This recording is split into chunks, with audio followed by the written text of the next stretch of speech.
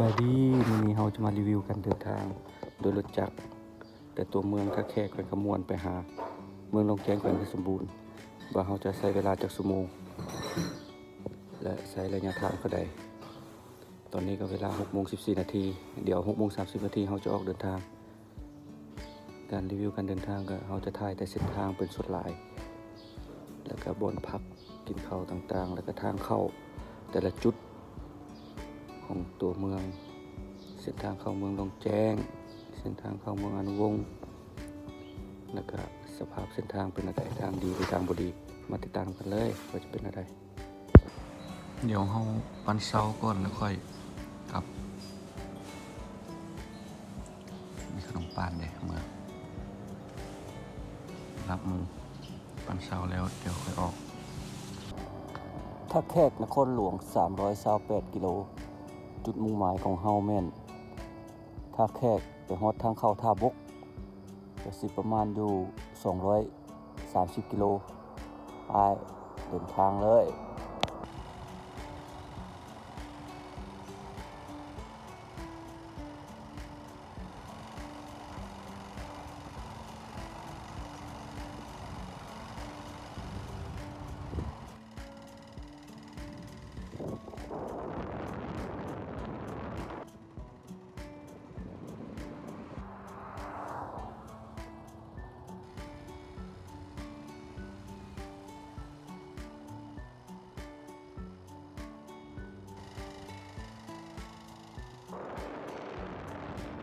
ใช้เวลาแต่ถ้าแขกมาทางแบงลักซาวก็ประมาณ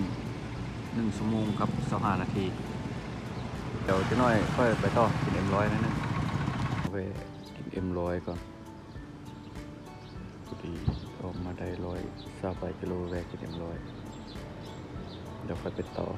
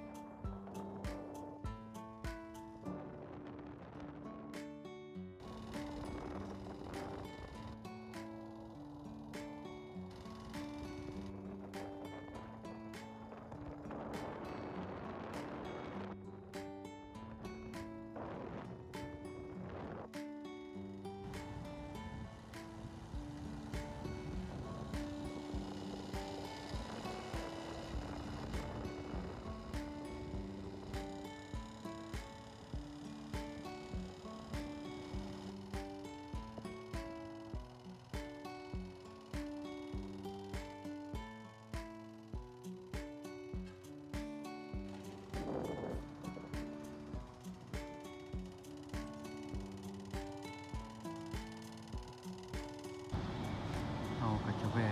กินข้าวอยู่ทางแบงทางบกก่อนถ้าแขกฮอดท่าบกก็249กิโลเกือบ250เราออกแต่6:30มาฮอดทางแบงท่าบกนี่10 โมงกับ9 นาทีเดี๋ยวเราจะแวะกินข้าวก่อนทางแบงท่าบกแล้วเราจะเข้าไปต่อแล้วเราจะถ่ายตามเส้นทางให้เบิ่งแต่ละจุดเป็นอะไรเป็นทางดีหรือทางบ่ดีทางแดงทางยางเดี๋ยวเรากินข้าวก่อนแล้วเราจะไปต่อมาเราก็แวะกินต้มร้อนก่อนเดี๋ยวเราจะเข้าไปต่อกินแล้วต่างพักผ่อนกินข้าวนำกันเริ่มแต่ทางแบงท่าบกเข้าไป8 กิโลถือว่าเป็นทางยางหลังจาก8 กิโลแล้วจะเป็นทางแดงก็จะเป็นทางแดงเรียบแล้วก็เพิ่นก็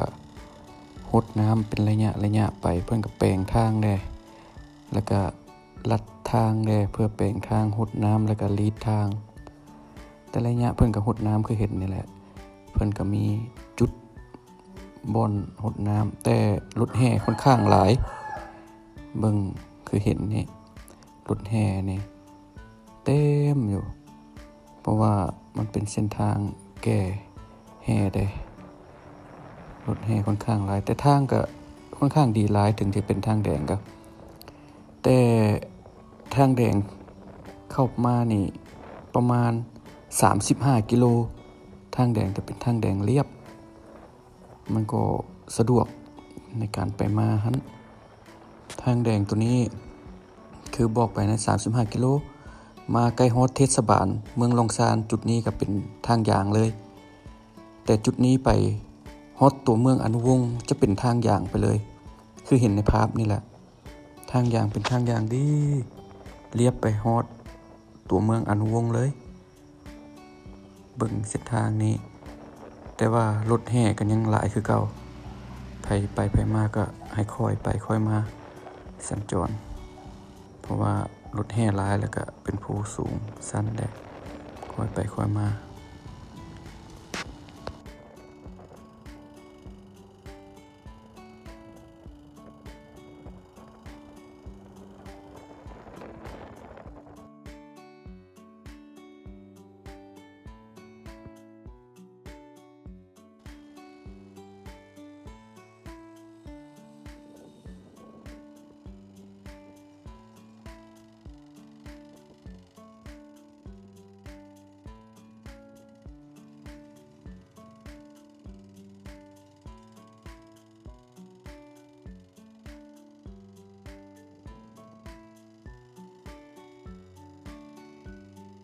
อยู่ในตลาดเมืองลองซานนี่จะมีคิวรถเด้อ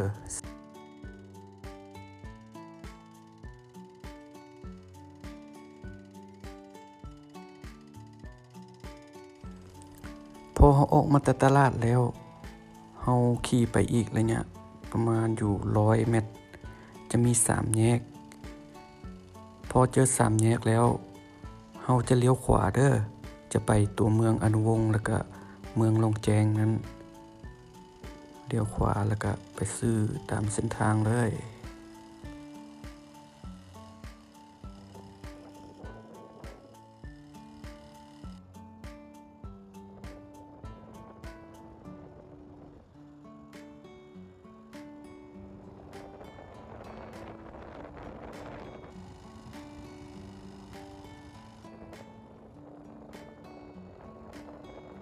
เราเดินทางไกลออกตัวเมืองลงซานประมาณ10 กว่ากิโลเราก็จะมาแวะแคมป์ห้วยดิอยู่ด้านลุ่มเบื้องขวานี้แวะพักผ่อนหน่อยนึง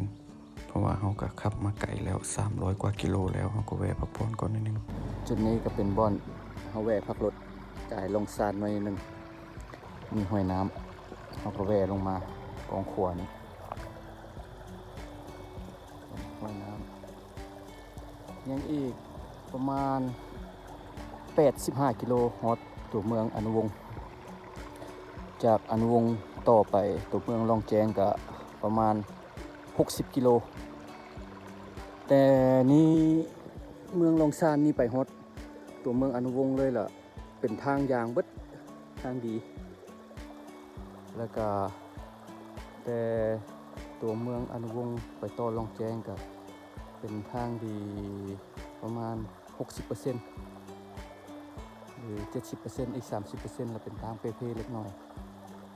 แต่ว่าเปบ่แห้งแต่ว่าเดี๋ยวไปฮอดทางเข้าตัวแยกเข้าตัวเมืองอนุวงศ์จะมีสองจุดที่1เราไม่เป็นทางเก่าจุดที่2เป็นทางใหม่เดี๋ยวไปฮอดจุดทางเข้าแล้วเราจะจอดถ่ายให้เบิ่งทางเข้าจุดที่1และจุดที่2เราเป็นอะไรเดี๋ยวเราพักรถก่อนนิดนึงแล้วเราค่อยสิบต่อไปอีก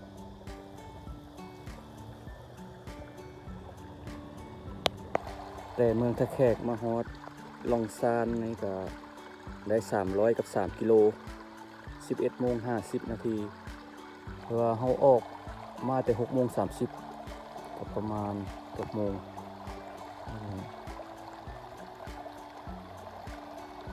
ว่าได้อยู่5 ชั่วโมงกับ20 นาทีหนังเศร้าห่มกองขัวจักบึดจาก15 นาทีเดี๋ยวค่อยไปต่อ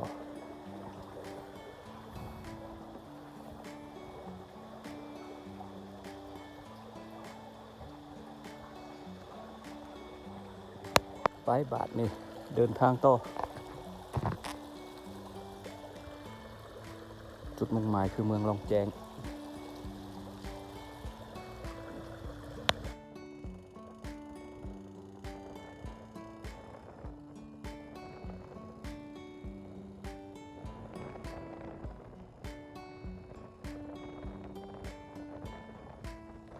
เฮาก็มาฮอด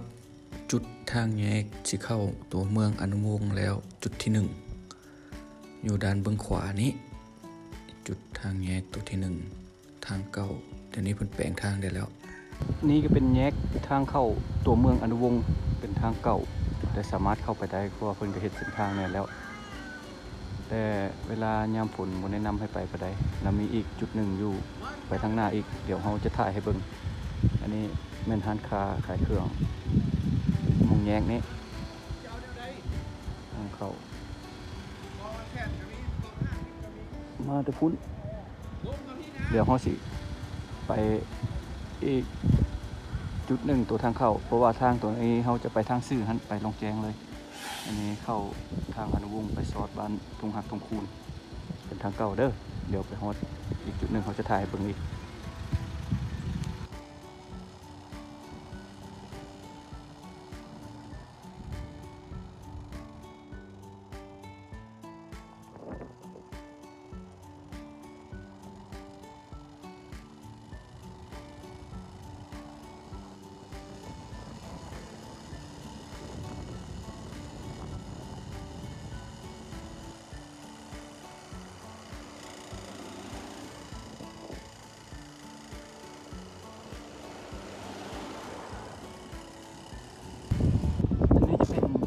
สามแยก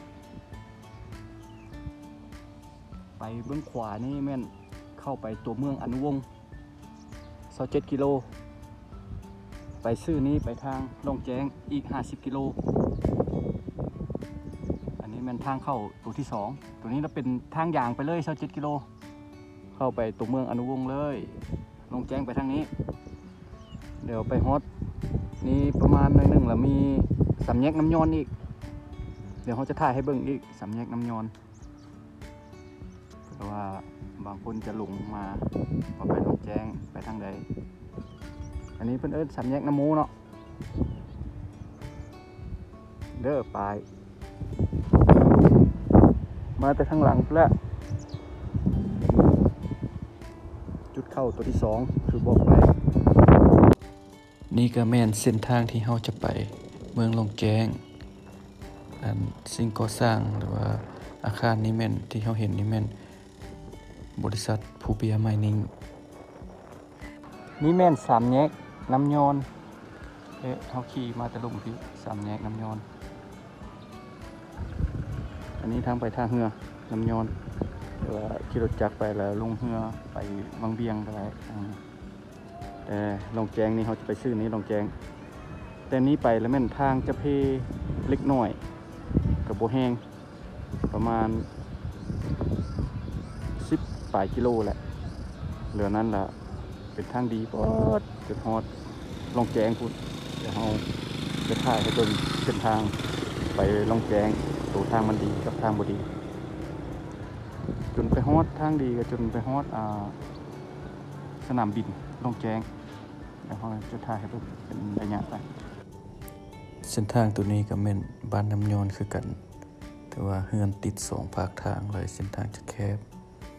ทางนี้ยังเรียบอยู่บ่ทันเพหลายแต่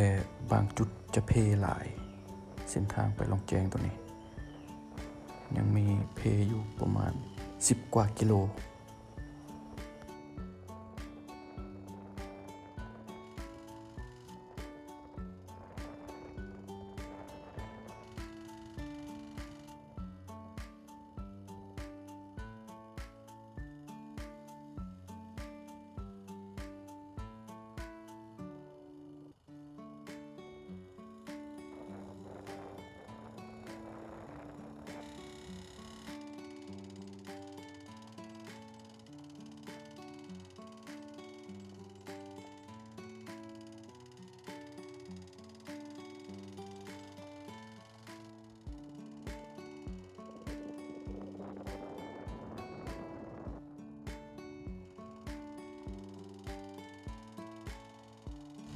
จุดที่จะไปเมืองลงแจ้งรถแก้แห่ก็ค่อนข้างหลาย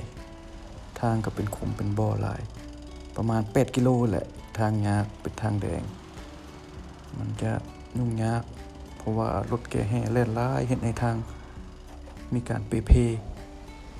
นี่แม่นแถวผาแคะจุดตัวนี้กับจุดนี้เป็นที่ว่าทางยากคันฝนตกนี่ไปบ่ได้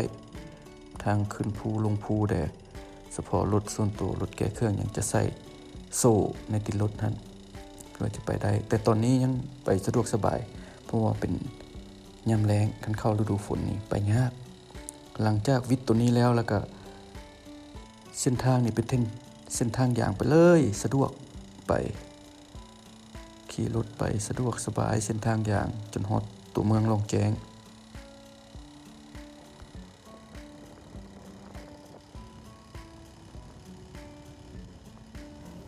เฮามาฮอดบ้านน้ำซานแล้วก็ยังอีกประมาณ15-17 กิโลก็ฮอดตัวเมืองลงแจ้งอันนี้ก็เป็นบ้านน้ำซานจุดนี้มันจุดบ่อนเขาซนงัวเด้อวันเสาร์วันอาทิตย์บุญกินเจียงเพิ่นจะเฮ็ดใหญ่ได้บ้านน้ำซานนี่ลงแจ้งยังอีก7 กิโลเฮามาฮอดบ้านลงแจ้งแล้วสิฮอดเทศบาลแล้วยังอีก2 กิโลก็ฮอดเทศบาลเมืองลงแจ้งแล้ว